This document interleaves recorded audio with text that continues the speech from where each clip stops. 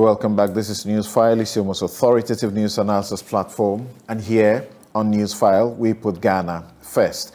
And my guest, Dr. Mahama from the Office of the Vice President, Economic Advisor, Joseph Obing of GUTA, Dr. Tue Champong, Political Risk Analyst, Yao Edupoku, Chairman, Competitive Africa Rights Platform, Gideon Abuaji is Chief Operating Officer of the Dragon Group of Companies and Agribusiness Experts. Alfred Ugbame is Member, National Democratic Congress, the NDC. Just share a few of your messages that you have brought on the back of this.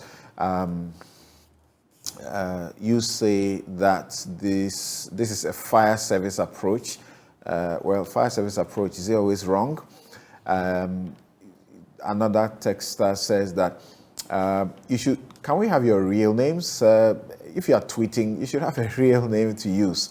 Loris15 says, it's good if they can replicate such moves across all regions by giving vehicles to transport foodstuff such as rice, plantain, yam, and other products, such as eggs and tin and other products to designated sales points across the districts. It will help beat the prices down. Submens says this is a firefighting approach. Soon it will be announced the produce have run out due to high patronage. And then you didn't identify, so you say, let's wait patiently for the Minister or Auditor General to come out with the details of how much government money was used to subsidize the actual cost. That's the problem. Raj Jima says, good initiative. Now they should carry it out in each district concurrently across the country. Akosia says, my own is, what's the Agric Minister going to do with the section of Ghanaians who are not civil servants but are paying ridiculous prices for agricultural produce in our markets? Because we know if you decide to buy from the ministries, the workers will always be prioritized. Nana Jebi, what the Ministry of Agriculture did is very reasonable, and we urge them to think of creating markets in various areas like Elwak Stadium, Independence Square, Tema Park, Adenta Park, etc. Kobe says, wait till they bring out the budget on the cost of transporting the food stuff to Accra. Your head will hurt. And this one says, certified RNA. In all of this, the farmer has been forgotten. Hope they paid good price to them, though they will, they'll give them peanuts. Thanks for the message that you sent. And there are people who are worried that now that we appear, we are clearly in trouble, we are going to the farm gates and trying to make it even easy to bring the produce to town. But the times when we should be doing this, we don't, and the food gets rotting. They produce it and they lose completely. Some have concerns about the 1D, 1F.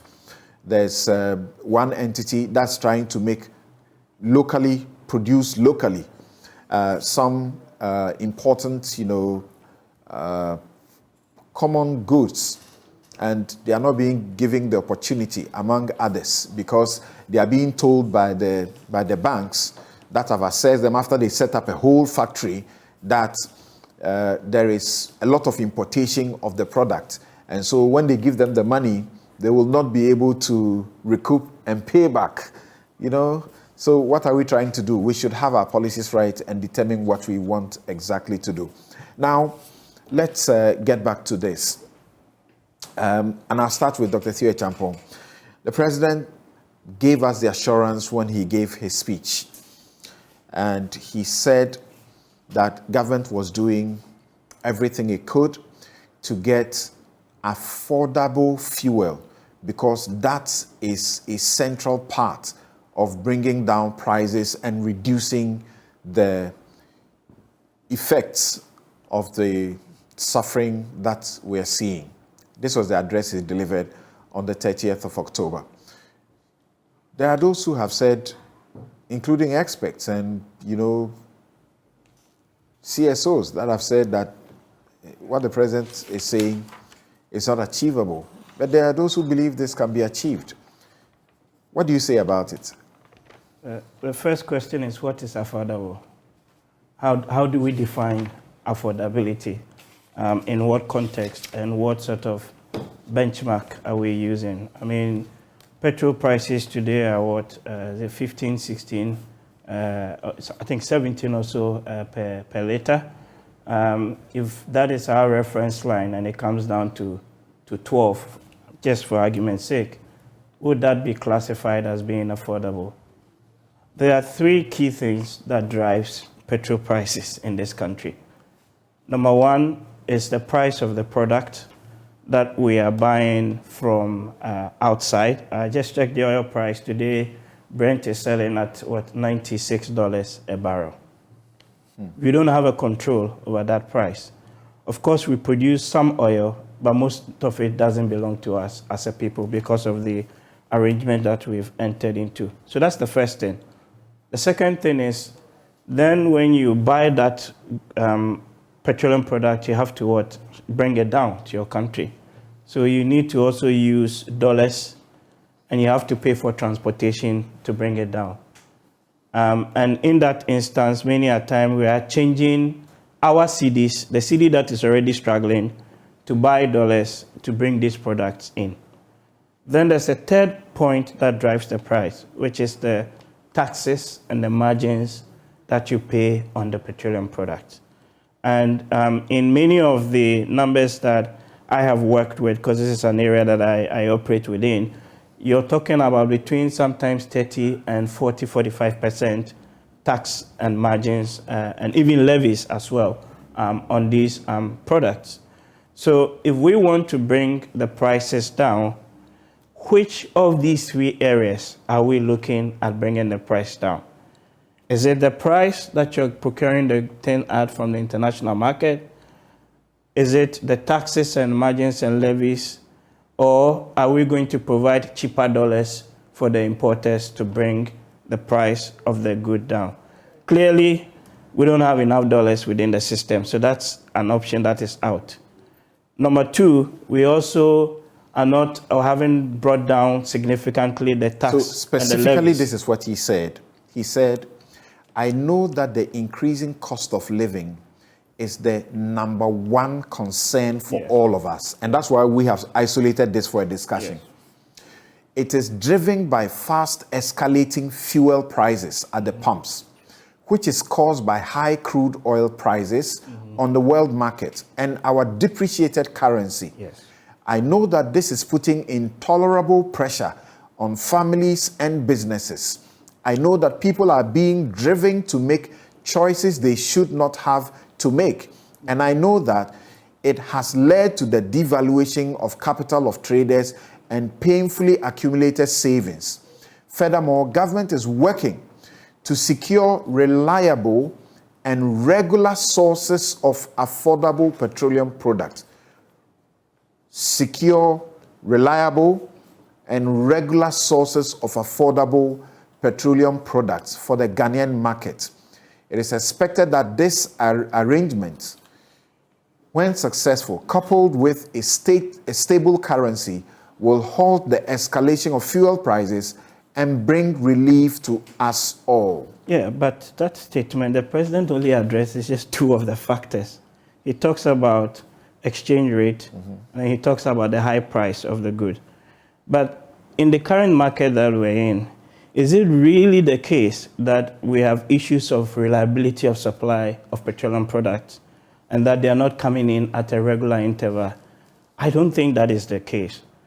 Because, the market is fairly deregulated. The BDCs would bring it in and then sell it on to the OMCs. And within that, they would take into account the three factors that I've talked about.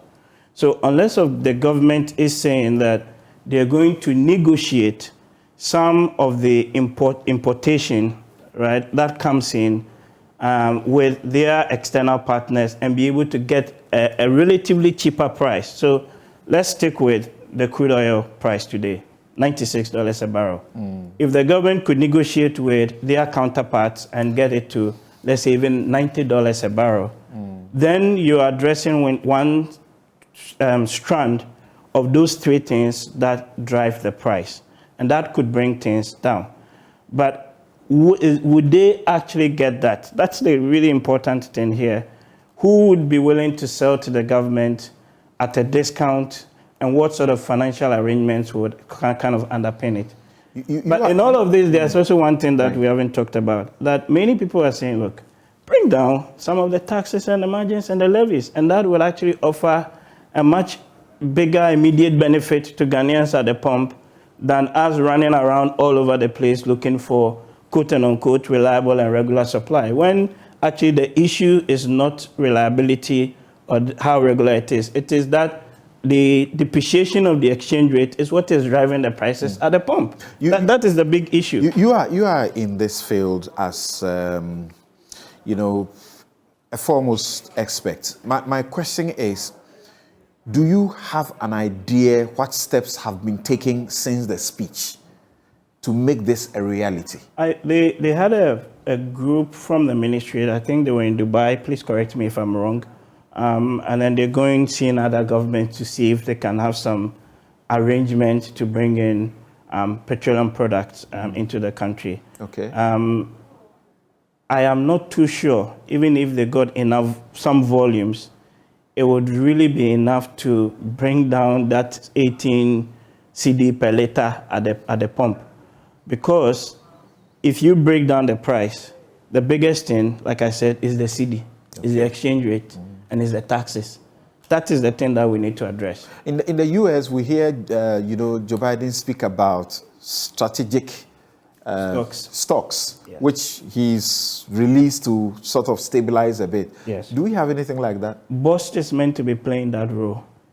They haven't really done as much of playing that market-making mechanism over the last couple of years. You have Tor, that is still lying down, refinery that has not been working.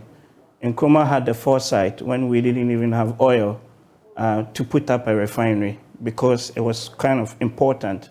But of course, over the years, we've mismanaged it. Sort of become like a warehouse for the private operators. All the levers we have at our disposal to actually address the issue of reliability and regular supply, domestic, we haven't done. And now we're saying we want to go running around the world looking for supplies from some other places to fix it. You know, in the Bible, for those of us who are Christians, it was said that Joseph, when he came in, 7 years he gathered ahead of the lean season. That's right. But we're always living hand to mouth. We're not really doing the deep thinking and the strategic planning that is required. The Bible, that is part of the problem. The Bible directs us to go check the ant and how and learn his it ways. goes about its ways. Yes. Yes. So, you know, the expectation had been that, and the president said it, from the 30th, that subsequently the nation will be informed, because you want to carry people along with you. The nation will be informed. These are the steps that are being taken. This is going on, that is going on. There doesn't appear to be anything like that. So tell us, what is going on to realize this promise or this assurance? All right. Council, the issue, as noted by my brother, has to do with two main things. The Forex issue and also the issue about the global price of the fuel or the product. Now, let's take the issue about the product. He has just mentioned the price of $80 to $96 per barrel. That is quite and the trend is actually showing that the prices are even on the downward trend. That is the trend but we see our prices at the pump keep on rising. So we can attribute it to only one thing. That is the forex exchange or the Forex.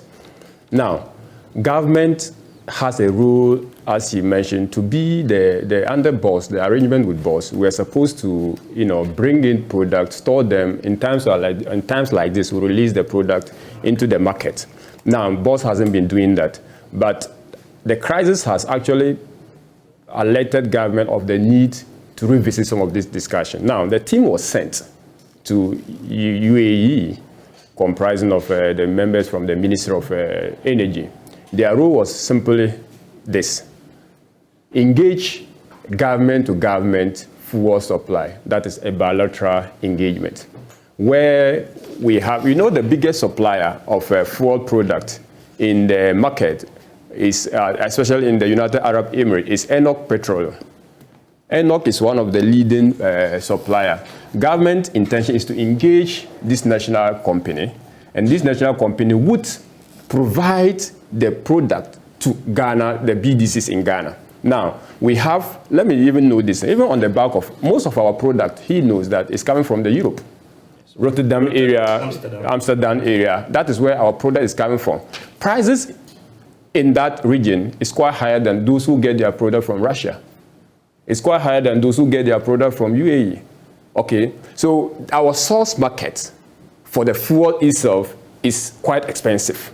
Now, can government change the source market for the product? That is one of the things on the table. And that is why we went to the United Arab Emirates, to see whether that source, which of course on the records, on the books, their source is quite cheaper than the source we are taking from.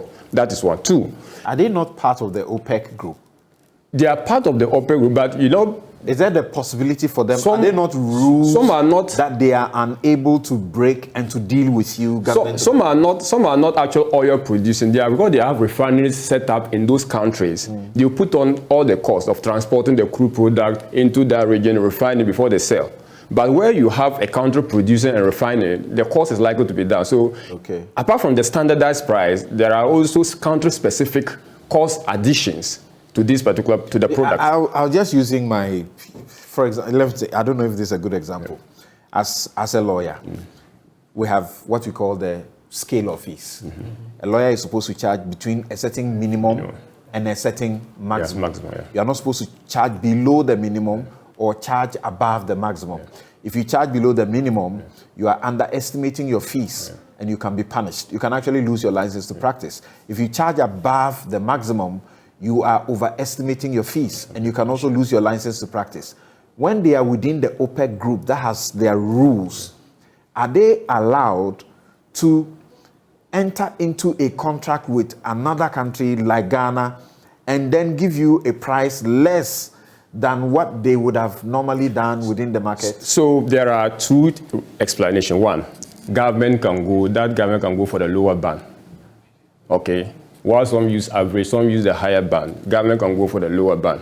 That is a respite for the Ghanaian economy. Two, under an emergency and based on your relation with these particular countries, we remember in the time past, under Mills or so, we went to Libya. No, that wasn't under Mills. Maybe that was under Mills. Yeah, we went to Libya for similar arrangement where we had fuel supply from Libya. Now, Nigeria and the Kufuor, we had such arrangement. So when you have good neighbors, when you have good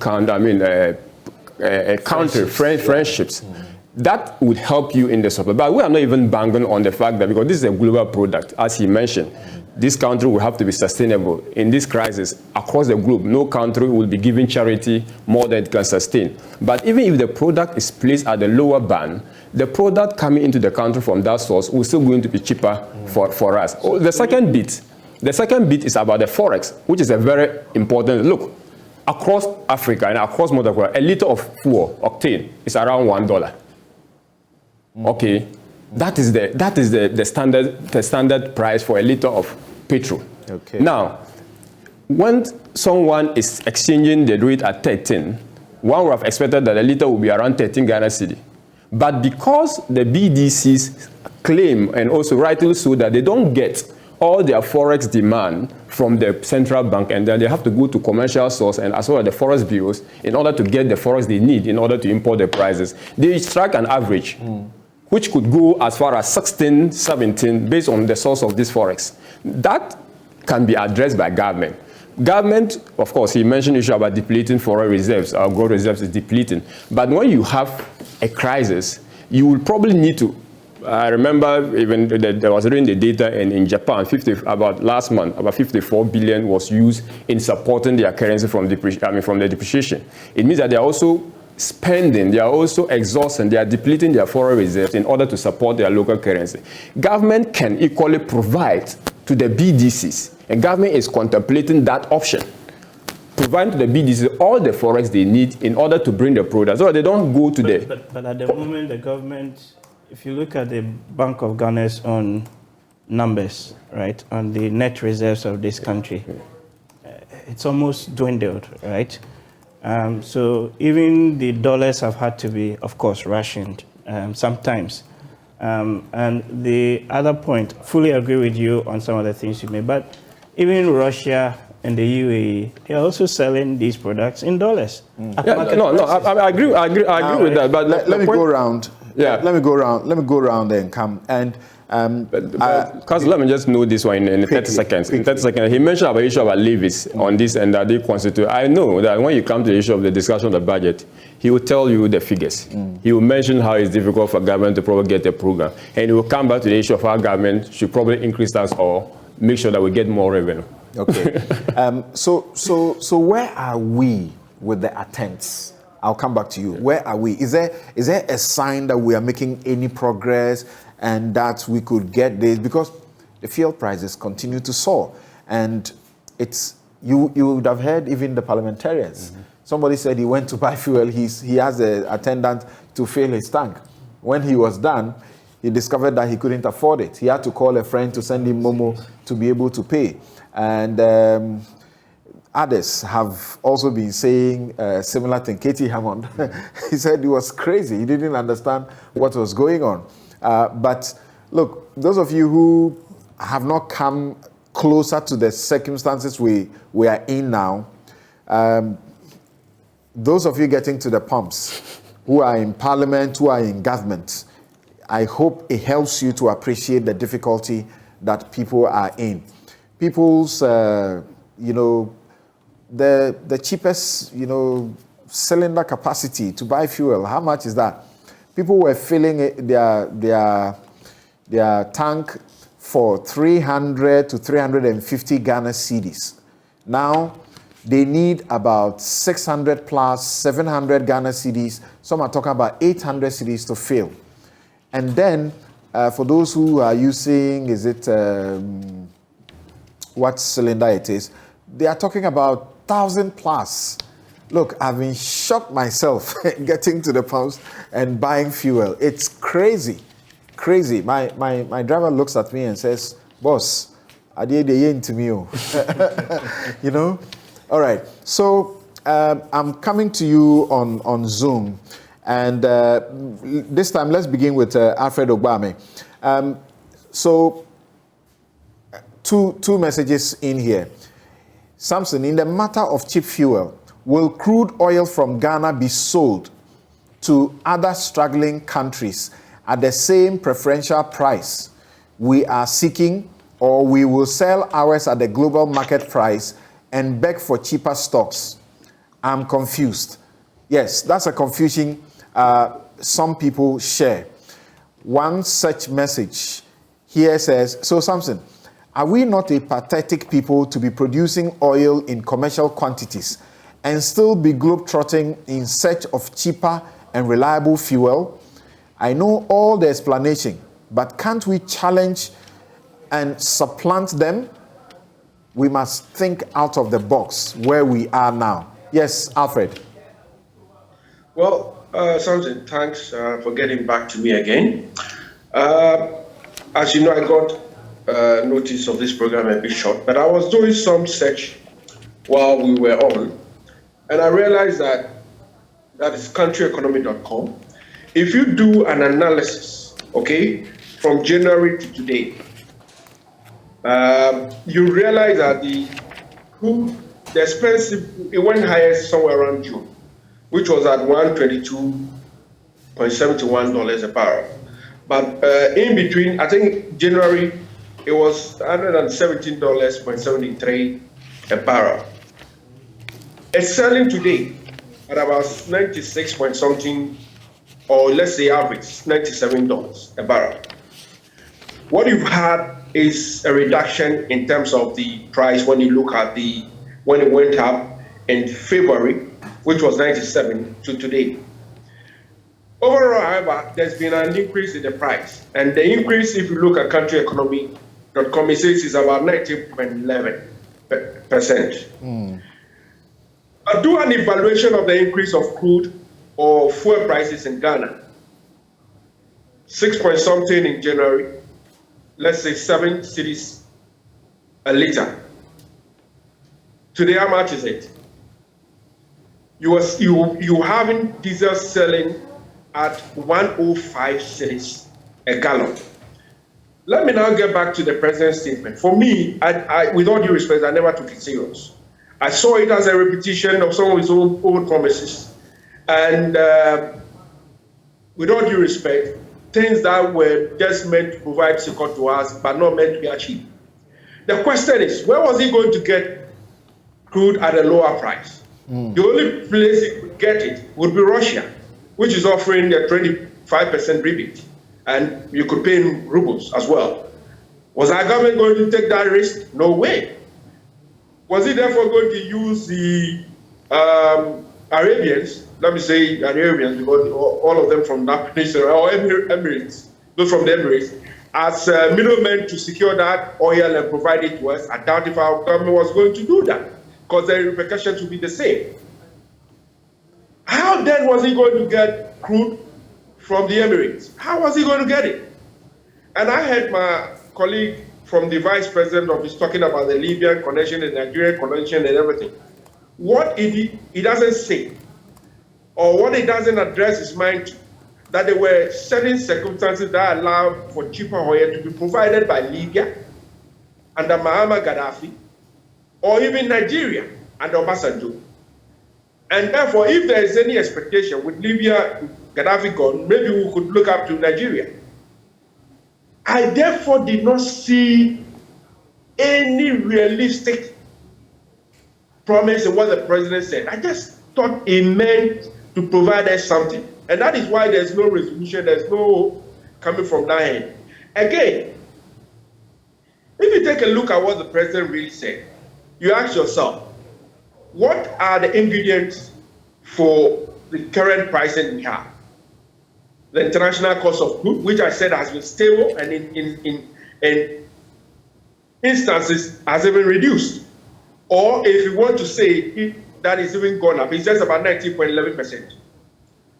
The depreciation of the currency or the forex rate, and then the taxes. A government that says it's going to search for crude outside, cheaper crude, is unwilling to even reduce the taxes it's taking. Indeed, just I think about last week, then LPA issued a directive reintroducing a tax they had suspended for a while. I hope you're aware of that. They just did that last week or so. And then the key issue, if you look at the pricing ingredient, is a question of the depreciation of the currency. Nothing more, nothing less. The price has been relatively stable. The taxes have remained same. They've reduced nothing on it. But the currency has been depreciating at an alarming rate. And that is where the problem has been. I had, again, the colleague from the vice president's office referencing the fact that the BDCs use a certain rate to import because of the fact that the government itself cannot provide the funds at a certain price to them. Who is responsible for doing that? It is not you, it is not me, it's the same government. It is the same government that allowed them to increase to import crude with a cedi peg at 18 cedis the last time. I didn't do that. It's the same government headed by the president. So when those issues are raised to you and I as part of the discussion, it makes you wonder what they expect us to do.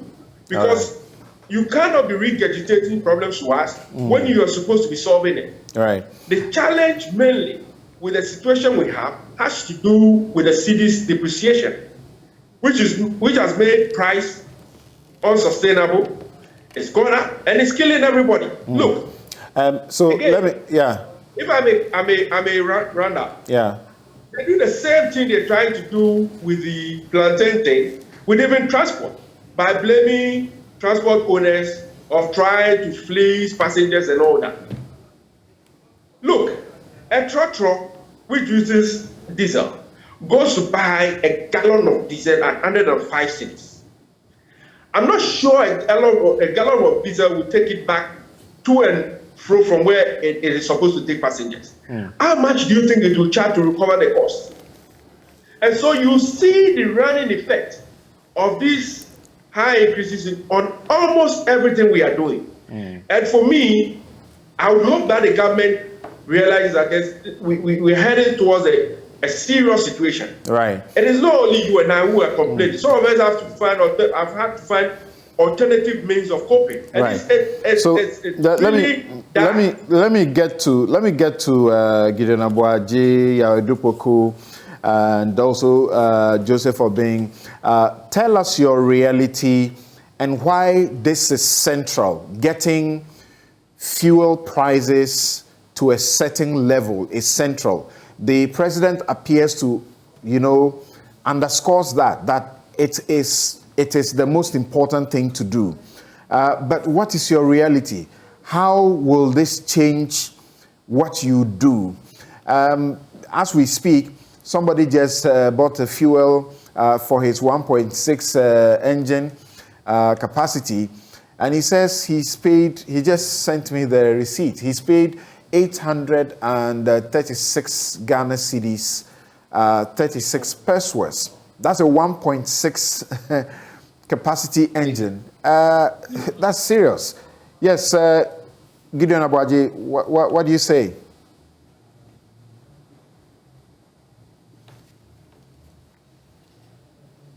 You are in charge of, a company, you in the agric sector as well. What's your reality and how is this important? How fast do you want some relief in this area? Well, currently it costs about almost 20% on the value of 100 kilo bag of raw material we send to our factory. 20%, so 1/5 of the product is now just transport cost. Then you add all the other costs to it. But let me say this so that the argument, the discussion does not really become so skewed and something like a short term, something that can be resolved. We need to put in policies and programs in the long run, long-term programs to get some of these issues addressed. The food import bill is huge. You go to most of the shops and the grocery shops we have in this country. A research that I saw indicates about 90% of all the items on shelves, food items, are all imported. So you have just 10%. So averagely, if the Ghanaian disposable income for food is about 30%, and you have an issue where 90% of all the food on our grocery shops are imported, and the bill is over $1 billion, it means that the Ghanaian economy in terms of processing is holding only 10%. Can we put in a deliberate policy to improve processing of our food products to, let's say, 30, 40, 50%, so that we can bring down the import bill on food, which then makes more dollars available to import the very things that we don't produce in this country. And said policies are not a 3-month something or 6 months or 8 months. It should be an elaborate policy to resolve these problems. The approach we are giving our problem in terms of fuel and depreciation and currency issue, dollar issue, is all cosmetic, if I may say so. When the noise is up, we make the noise, and then when everything settles, we get some monies that we borrow, then everything goes down. Whatever monies that we borrow from IMF, we are going to pay. If I don't pay, or the current government in power does not pay, the next generation is going to pay. So let's create policies that enables Ghanaians, that empowers Ghanaians to process, right? Can we have a lot of processing companies processing yam, blast freezing it, drying some, baking some, and making sure that we have food throughout the year. You know, food can be cheap, but it needs to be accessible and it needs to be affordable all year round. That is the only way we can go. And you can only do this if there are real policy interventions that is helping to solve some of these problems. Other than that, we can talk about everything, but still, fuel, which constitutes a very greater portion of almost all the operations that we have in this country, either in industry or transport or anything, as long as that is affected by our depreciation and prices going up, everything is likely to be affected. Everything. Food will be affected, transportation will be affected, our livelihood. We don't have an efficient train system that allows us to cut large volumes of product from one point to the other. Right. And the cars that we are using so much fuel. And using so much fuel to cut just a small volume of fuel is likely to have prices go up. Right. So no matter how we talk about exchange rates, dollar going up, depreciation, and what have you, if we do not put in systems that allow Ghanaians, that encourage Ghanaians to process, to add value to the things that we produce, so that during the harvesting or during the bumper harvest time, we are able to process and store and reintroduce it into the market year round at a price that everybody can buy. We're just joking. Right, long term you are looking at. So let's hear Joseph Obeng. Guta, what is your reality? Yourself, your members, as far as the fuel price hikes are concerned, and how quickly do you need this intervention that the president is looking at? Yeah, Samson, can you hear me? Yes, please. Yeah, thank you so much. Yeah, fuel prices is a very key component of our pricing. This inflation that we are experiencing now is as a result of accumulation of cost and nothing else. There's no explanation to it. It cannot be that there's excess liquidity chasing fewer goods. There are a lot of goods, but it's the accumulation of cost. That includes the prices of fuel. First we used to procure goods from Tema when your goods arrive at 1,002. Now we have to pay 3,000. Those who send it to Kumasi used to pay about 8,000. Now they have to pay about 15,000. To the north, about 225,000. And all is a cost addition to pricing that people just say that the traders are just being profiteering. And so the faster the president can do, or whatever means that they will use to make prices come down, if even it's a deliberate, because normally government wants prices to go down, but government's own commitment to this cause is virtually nil.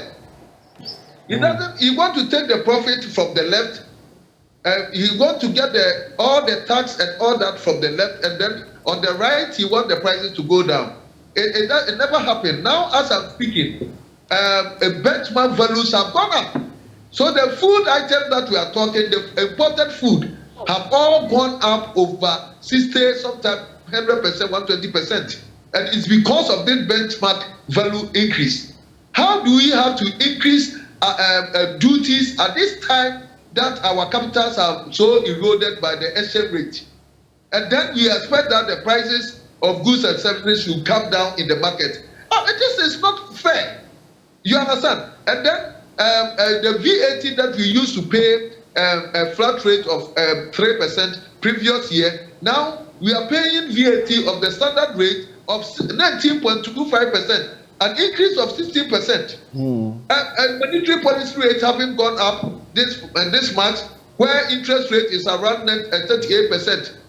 How can businesses do? Cost of doing business have gone up extremely high, and that is triggering price hikes in the market, and nothing else. And that if we want prices to go down, then we have to have our own commitment by reducing some of these taxes, that I would say extortive taxation, that is actually collapsing businesses at this stage of our business life. All right. And then coming back to the food of the Ministry of Agriculture selling, the comparison is not there. It's not fair. There's no fairness in this comparison, that you bring goods that you do not put profit on it, and then benchmark the pricing or the person who have brought it and put in some profit on it. Okay. All right. How are you going to sustain it in the first Thank place? you. Thank you. Let's hear Yahweh Dupoku now, chairman of the Competitive African Rice Platform, Ghana chapter. What's your reality? The people that you deal with within your circles, the fuel situation, and how soon or quickly, badly do you need things to be turned around in the manner that the president, promised or assured on the 30th of last month? And I'm asking Dr. Mahama here to tell us exactly where they are with that as well. I just told you about somebody who just bought fuel and showed me his receipts, a 1.6 liter engine, and he's paying in excess of 800 Ghana cedis. That's clearly not sustainable for any, family. Yes. Thank you. The president is the father of the country. Every father, when your child cries that I'm hungry, daddy, you'll tell the child, hold on, I'll bring you food. And the child believes in the father, and so will not cry immediately. Between you and I and all of us, we know that it's not possible. Ghana does not control fuel prices. Even OPEC finds it difficult. And so the idea that we may get an affordable or comparatively better price is neither here nor there. We should face the facts. The whole global economy is in a turmoil. There is a disruption going on. And so Ghana is part of it. And we are talking about a liberal economy. When your economy is liberal, you are at the exigencies of the weather. When it's tsunami, it will roll you. When it's this earthquake, it will roll you. And that is what Ghana is experiencing currently. So the fuel thing, as much as it's affecting me, bringing me down, I know that we cannot give any solutions as we sit here, or the presidency. It's not possible unless the world price comes down, and then our prices too will go down. We all know that. So let's put that to one. On the other side, listen, I told you right from the beginning that transportation, logistics, has increased fourfold. I came from Accra to Rara in the Oti region, 24 cities per the gallon of diesel. And so I bought 1,400 to get me here. I would need maybe half of that to get me back to Accra. This is the reality we are facing. And it is something that is beyond all of us. It's so we need simply to come not back sustainable. And look at. Can you hear me? Yeah, it's simply not sustainable. But Samson, look at it this way. In a country where everything is imported, we want the heavens to open up for us. We sit in the television studios and we talk, radio stations and we talk. And then school feeding program is bringing mackerel. Is a mackerel bought in cities? It is in dollars. And you expect the dollar to be stabilized. It will not. This is the reality we face. Yeah. We are talking about school feeding program where we have local rice, but what the students are eating are foreign rice. Yeah, that was the original idea. When the people who supply eggs, local, eggs and all, when some of them came to me and made the disclosure to me, I was so angry. I didn't know what to do with myself. That they were being fed with eggs produced here and local, produce in Ghana. And suddenly, because we need to give some party person a contract so that they will benefit to go and import mackerel. And actually, you saw how they did some of the mackerel. They put some school feeding on it. This is crazy. It's customized. Thank you, Michael. Anyway, okay, so yes. And then look at it this way. We are always talking about the forest. How come Nigerians are the ones who drive our forest market and not Ghanaians? It's not the forest bureaus that you see in the air conditions. They are not the ones who drive the forest. Dr. B will tell you, because he and I are members of GUTA. It is the Nigerians who drive the forest. And where did they get the money from? From the Bank of Ghana. Let's look at the leakage coming from there.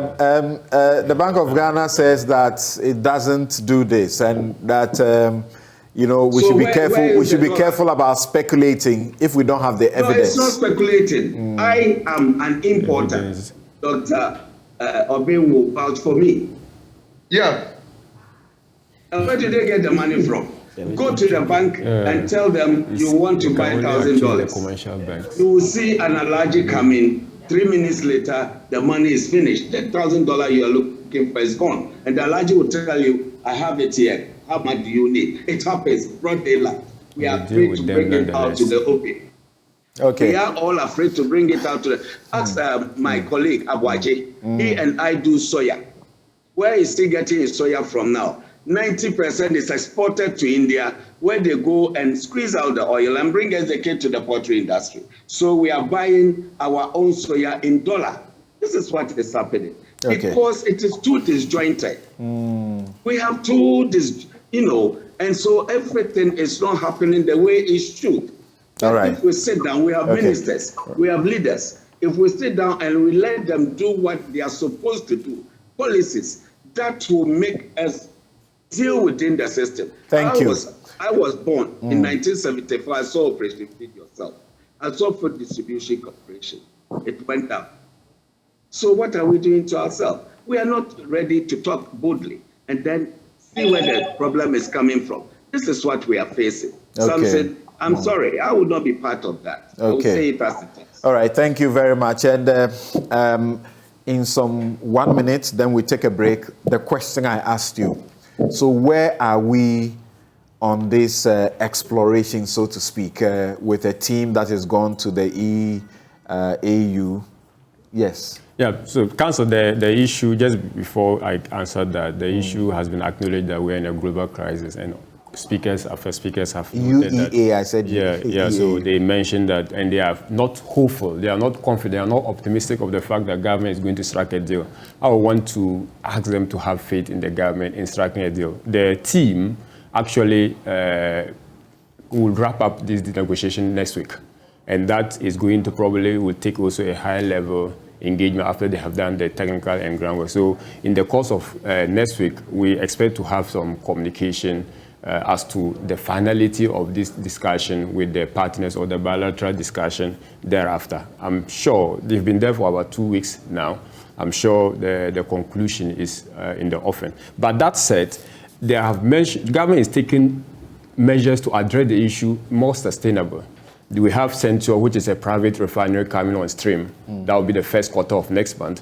We are working to ensure that TOR is revived so that domestic production of crude would be something that we can rely on. We can have some predictability, we can have some certainty of supply, which is not going to be affected by forex or exchange rate situation. We are also trying as much as possible to ensure that we reduce the import bill. I think it's a suggestion being made, and government announced that rice, oil, tin tomatoes, and etc. would be government. You see, government could go for a ban, But the implication of a ban, considering the fact that we have WTO rules, rules on non-prohibitive tariff regimes and all that in the basket, makes it difficult for government to take any of these drastic measures. But in terms of emergency like this, government can go for restriction of forex and to conserve forex for the essential things that's mentioned by Mr. Edu. So government is doing essential there. And also, more fundamental, government is trying to address the issue about foreign reserves being kept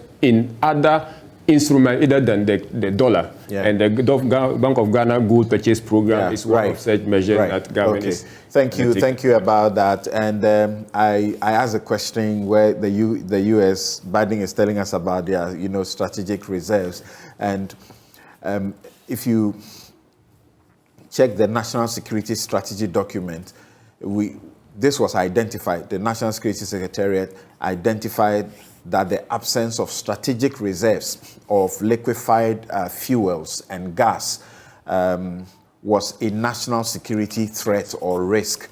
And if you see in there, they advocated for the Ministry of Energy to create strategic reserves for liquefied fuels and gas with funding from the Ministry of Finance. I hope it doesn't just remain in that document and that it is translated beyond that into the actual. We'll take a quick break. When we return, please keep sending your messages to us. We are asking you to share with us how you are coping under the circumstances. Somebody may take a cue from how you are coping. So share with us how you are coping. And do you know what the roadmap to recovery is? The president wants the buy-in of every Ghanaian. And where we are now, that's what it has to take. So do you know what the roadmap is to recovery? Our guests will help us to answer those questions, beginning with whether we are getting an IMF deal before end of the year, and we'll get a budget before then, and what the implications will be. We'll be right back.